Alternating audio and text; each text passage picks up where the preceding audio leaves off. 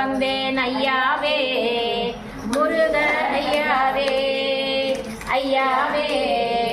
முருகையாவே ஓடக்கர மண்ணெடுத்து ஐயா நான் உன்னுருவம் செய்து வைத்தேன் ஊரையெல்லாம் சுத்தி வந்து உன்முகத்தை பார்க்க வந்தேன் ஐயாவே முருகையாவே